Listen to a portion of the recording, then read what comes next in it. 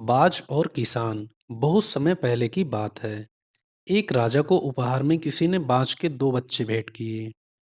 वे बड़ी ही अच्छी नस्ल के थे और राजा ने कभी इससे पहले इतना शानदार बाज नहीं देखे थे। राजा ने उनकी देखभाल के लिए एक अनुभवी आदमी को नियुक्त कर दिया। जब कुछ महीने बीत गए तो राजा ने बाजों को देखने का मन बनाया और उस जगह पहुंच गए जहां उन्हें पाला जा रहा था। राजा ने देखा कि दोनों बाज काफी बड़े हो चुके थे और अब पहले से भी शानदार लग रहे थे। राजा ने बाजों को देखभाल कर रहे आदमी से कहा, मैं इनकी उड़ान देखना चाहता हूँ, तुम इन्हें उड़ने का इशारा करो। आदमी ने ऐसा ही किया। इशारा मिलते ही दोनों बाज उड़ान भरने लगे। पर जहाँ एक बाज आसमान की ऊंचाइयों को छू रहा था, वहीं दूसरा कुछ ऊपर जाकर वापस उसी डाल पर आकर बैठ गया जिससे वो उड़ा था। ये देख राजा को कुछ अजीब लगा। क्या बात है, जहाँ एक बाज इतनी अच्छी उड़ान भर रहा है, वहीं ये दूसरा बाज उड़ना ही नहीं चाह रहा है। राजा ने सवाल किया, जी हुजूर, इस बाज के साथ शुरू से यही समस्या है।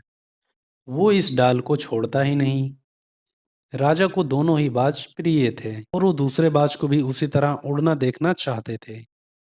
अगले दिन पूरे राज्य में ऐलान करा दिया गया, जो व्यक्ति इस बाज को ऊंचा उड़ाने में कामयाब होगा, उसे ढेरों इनाम दिया जाएगा।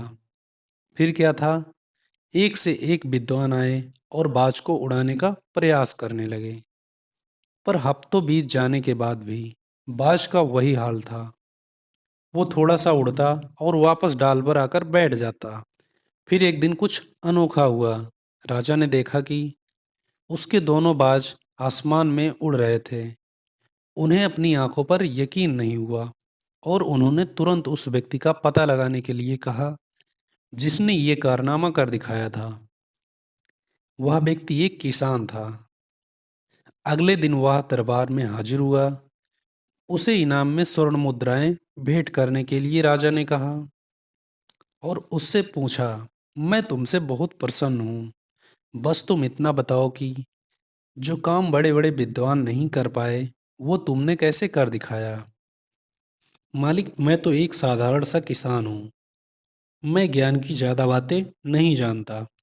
मैंने तो बस वो डाल काट दी जिस पर बैठने का बाज आदी हो चुका था, और जब वो डाल ही नहीं रही तो वो भी अपने साथी के साथ ऊपर उड़ने लगा।